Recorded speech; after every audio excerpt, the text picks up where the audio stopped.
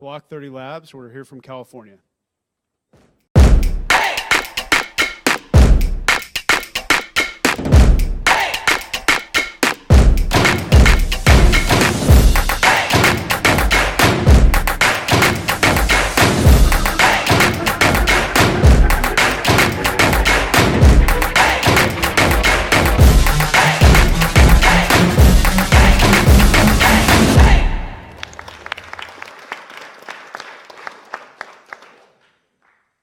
Thank you so much. We're really excited to be here.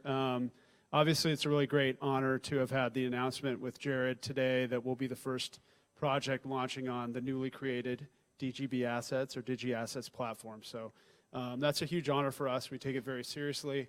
A lot of what you don't see, we're kind of the final mile guys that come in at the end after the technology's built and get it out into that final layer of consumers and merchants around the world.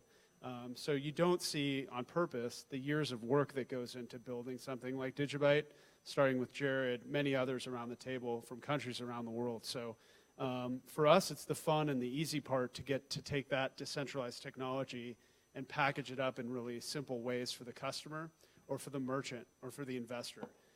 So we are hugely thankful for and appreciative of all the work that's gone into DigiByte for the last 3, 5, however many years that you all have been working on it.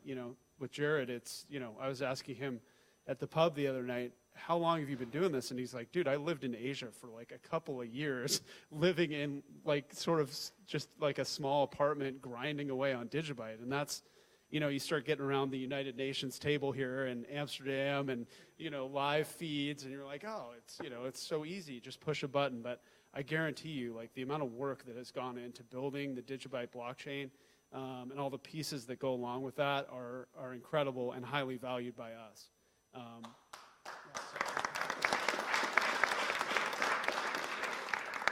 Anyway, so thank you for that. But now it's our job to try to be that final mile piece, like I said, where we come in, we try to package this up in the same ways that the credit card guys did, 30, 40 years ago. They're walking into merchant windows going, this paper bill is going to be this plastic card with a strip on it, and these stickers are going to go on your windows, and the merchant's like, just give me like my native fiat and go. So there's definitely a lag time to these things, and we want to try to be expediters of that. So So the slide that I like to start out with, I was just thinking about this the other night.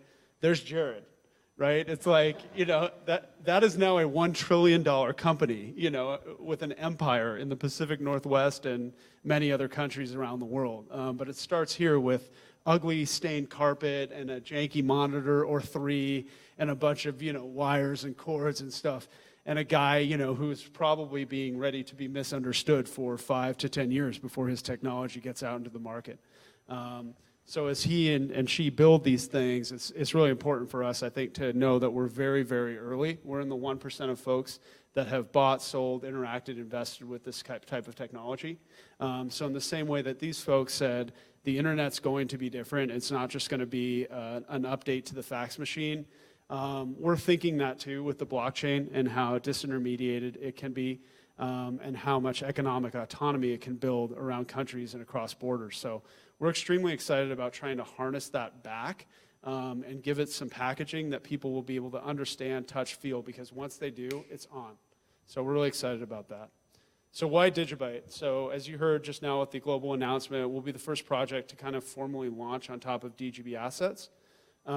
We selected it across a whole number of matrix decisions. So speed, security, scalability, reliability, distribution, decentralization, low fees, and finally community, which you see here today. There's some empty chairs behind us, but there's a whole full section back there, which is awesome and great to see. And I know people are in from countries around the world. Guys that I couldn't wait to meet here today, that we've met on Twitter and stuff like that, where it's like, oh, you're from England, you're from Germany. So it's really cool. You have a friend everywhere you go with DigiByte. This is our team. This is just a picture we took the other day at our little WeWork office down in San Diego. So we're a lot of countries and languages and brought together by a singular mission of trying to get blockchain technology into the hands of people that want to start trying to use it, understand it. So we're very focused in that sense. We've been a small, self-funded group for the last probably about 18 months. I met Jared almost a year ago. We were speaking together on a conference. During that time, we were in the process of trying to invent the Block 30 index, which is now out today. It's a multi-factor index that we were trying to give some shape to the market. We were really optimistic about what crypto and what blockchain technology could do for people, but we were disheartened by the fact that pundits were getting on the drive-by media saying, no shape, no fundamentals, will never work. Well, if you look at man-made markets over time, I mean, whether it was the 29 crash or the 90s internet crash or Bitcoin in 1718, they always go through these plateau cycles of the technology hype cycle, and then out of those ashes comes the Phoenix-type companies and the Phoenix-type applications that really have legacy staying power. And that's what we hope to be, is Wave 2 folks that learn from Wave 1 pioneers of the space, and trying to be that connective tissue between the original folks from Wave 1 that built this, and then moving it forward into the next wave of really sustainable businesses on top of the application layer. So that's the function of Block 30 Labs.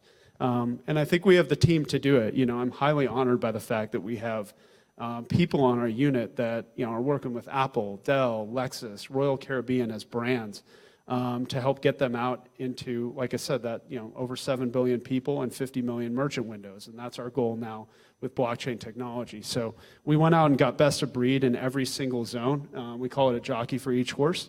So we have guys that have rung the bell on the NASDAQ and the NYSE and Ryan Ballantyne. We have guys like Jeff that have scaled multi-million-dollar companies and are teaching at universities in the United States. We have Mark Grado, who does the branding and optics for some of the top brands in the world in consumer electronics and technology. So we just have an amazing team of people, many of whom are working at their cost, and for some upcoming tokens that we'll talk about as we move forward. But it's a true crypto project in that sense, and we're also all holders of DigiByte, so and we love it.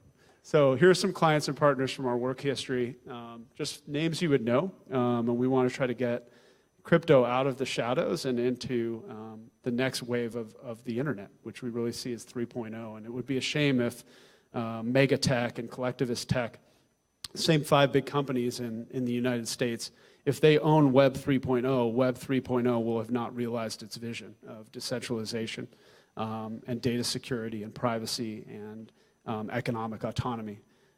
So you have a system in the United States where 84% of the stocks are held by 10% of the wallets. And you cannot build nations on that. You can't build generational continuity on that financially. So our goal with helping get blockchain into wallets around the world is to ensure that we have wealth spread and generational cohesiveness in terms of how we build our planet together economically. And it's really important. I mean, so we're an extremely mission-driven company in that sense. So the 3 ways that we're going to package up blockchain technology for consumers and merchants is give them the ability to buy, sell, and invest on the blockchain. Kind of the 3 things you need to do, the core pillars of what you need to do economically to be viable in the world. And so on our marketplace, we'll give people the ability to use DGB assets in very functional ways, whether that's a high-end piece of art or a fractionalized portion of real estate in Idaho.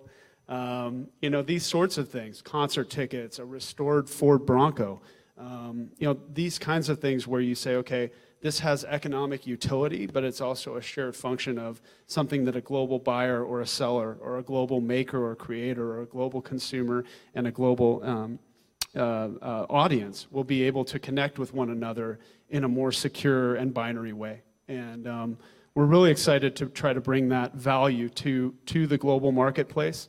You've seen it with an Alibaba or an Amazon on top of the internet layer, but it's t-shirts and pacifiers. So we're not getting in the game of trying to have a website that pushes commodities, depreciable commodities.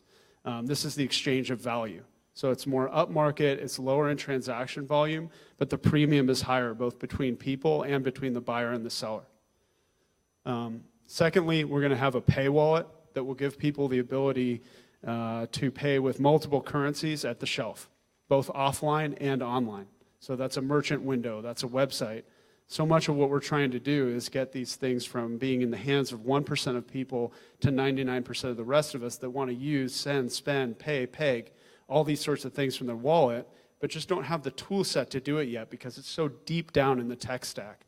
And so what we want to do is reduce the complexity and the mystification of this stuff and say, hey, this is really elegant technology. Yeah, lots of people are working on it. Don't look under the hood. It's very complex.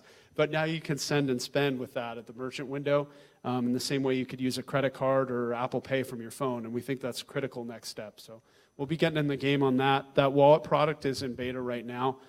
Adam Wolf, the creator of DigiCafe, has joined our team full-time, so he's leading us as the technology lead. He's doing amazing work there. You'll be able to pay with DigiByte down the street or around the world, and so we're really excited to empower that, as well as Bitcoin and some other key things that we want people to use, including our own native token, which I'll be talking about. And then lastly, the third pillar of the stool is the financial product. So this is a really exciting product. We're actually running ahead of schedule on this, as we are with the rest of our entire project roadmap. This is a product that we had in mind. We put it out there last November, December. Hey, we're going to start taking digital assets, and in the exact same way as an ETF is a wrapper around stocks, we're going to put a digital wrapper around these other digital assets. Because a big part of these markets, and the reason why we only have 1% penetration so far globally, is that these markets go like this on price, right? And so people are scared. They go, oh, it's too hot to handle. I don't want to touch it. I heard it's a day trader's playground. And sometimes it is, and it is so. But we want to try to change that to guide major inflows. And the way that the traditional financial markets have done that over the last 25 years, ETFs have become a $4.5 trillion product line. Simply because people said, okay, great. So with one click, I can own these 30 stocks in the Dow 30. And that's why we created the Block 30, is to start to take the Block 3, the Block 5, the Block 10, the Block 20, and the Block 30 over time, tie those to a really intelligent multi-factor index, and put them in a digital basket for the customer. And so we recently launched that here over the last month with Coinbook in the United States to non-accredited investors, which is huge, I think, for crypto. And then secondly, we're going to be launching the Block 30 to global investors, as well as US accredited here in Europe and elsewhere on the Black Moon platform. So I highly encourage you guys here in Europe to check out the Black Moon platform. They're doing stuff that is 5 years ahead of the traditional financial markets in terms of digital tokenization.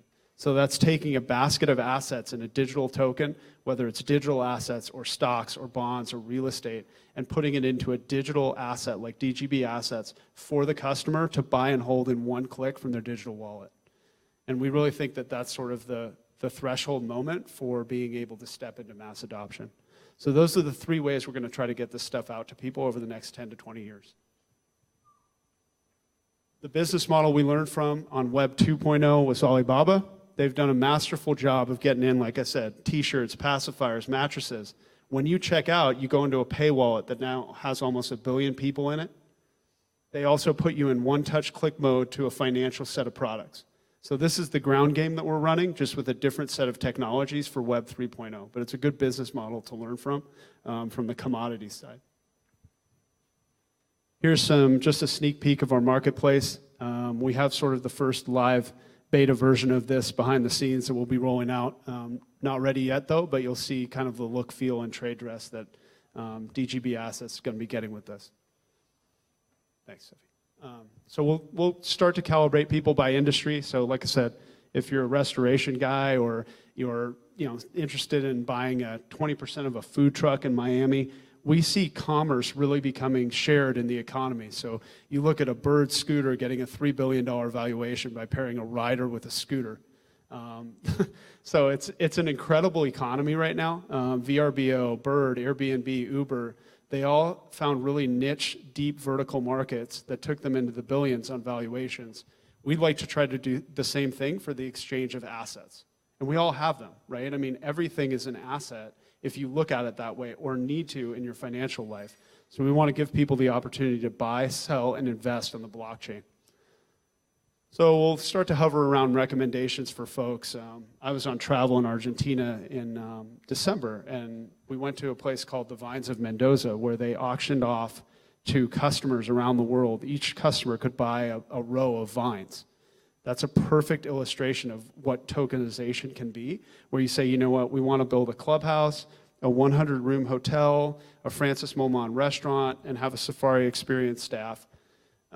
You can auction off, like each one of these vines was auctioned off to a family. So like a family in California says, okay, I want to own part of a tokenized portion of a winery in Argentina. They get their own bottle each year. They get to show it to their friends, you know, these sorts of things. And then the landowner gets to gain liquidity to build out new projects and stimulate disintermediated economic activity. So really exciting stuff that gets freed up really quickly here. So we'll do some real estate listings. Here's a vision of what like a product detail page would look like. In my day job at Epson, I have about 450 products that we have to manage at any given time on Amazon, Walmart, Best Buy, that sort of thing.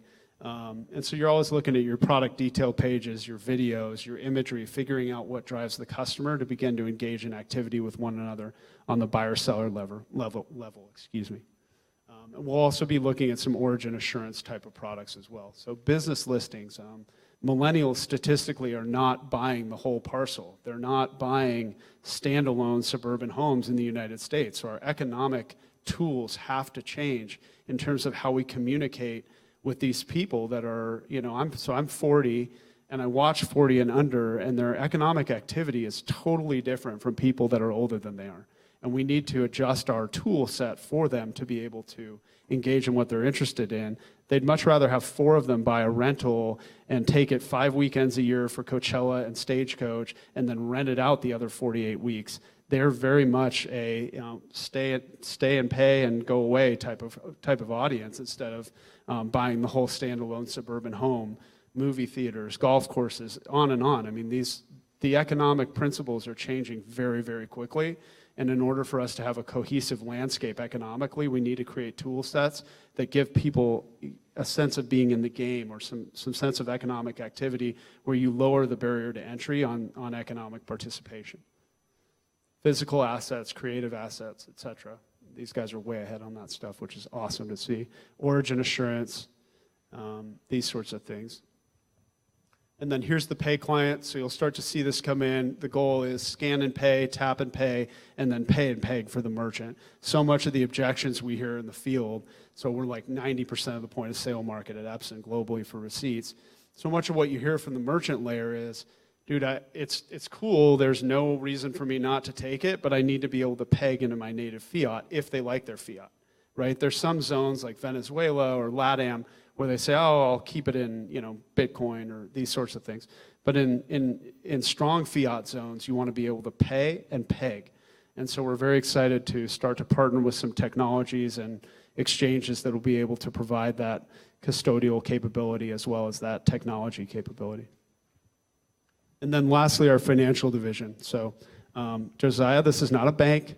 Promise. It's just an ability to take a decentralized public blockchain layer and lend it some immediate impact on the customer to be able to participate. So we don't have branches. We're not closed on Saturdays. We don't have hours.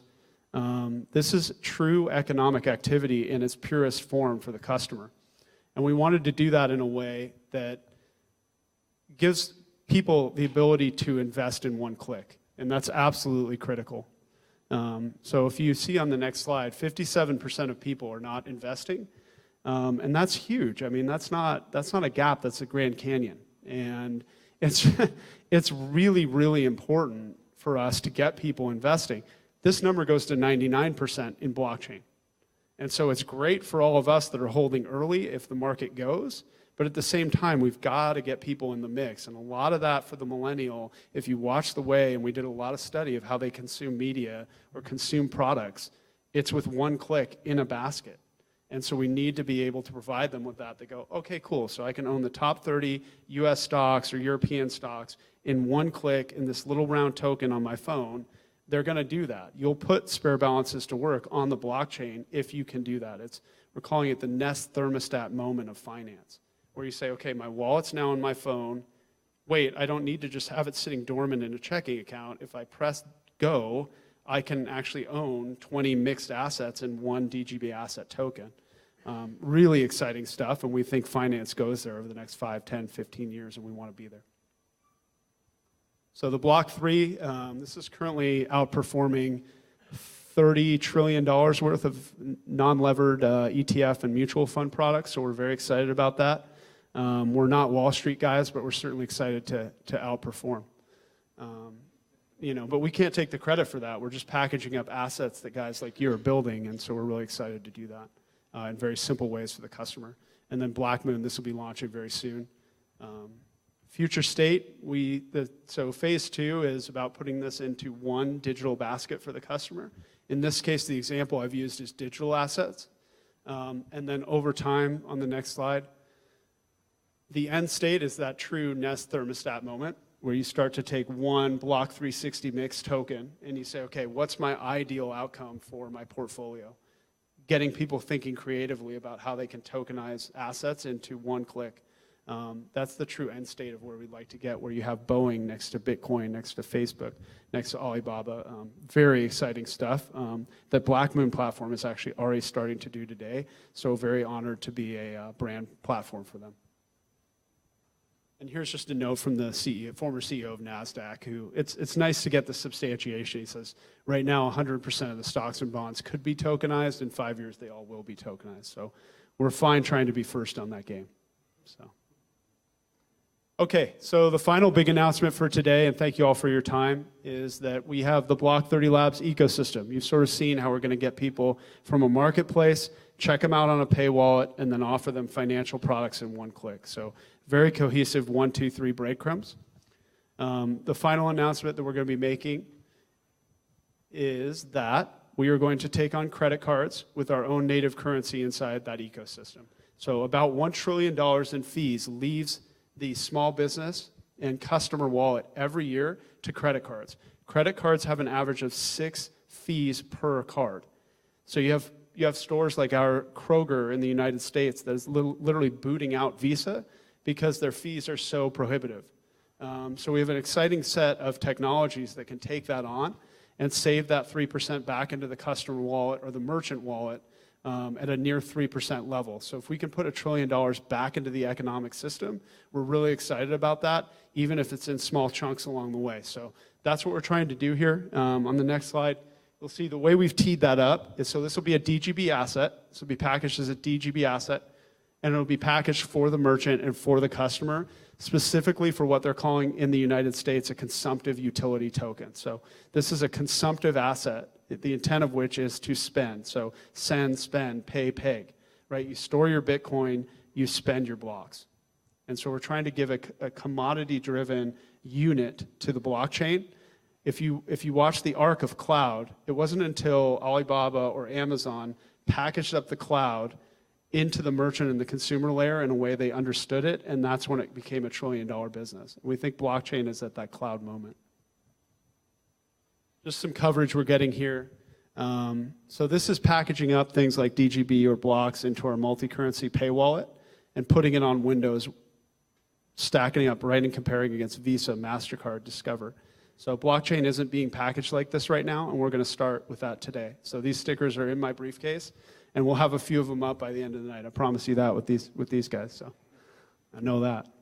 And again, just leaning into the performance specifications of DigiByte under the hood.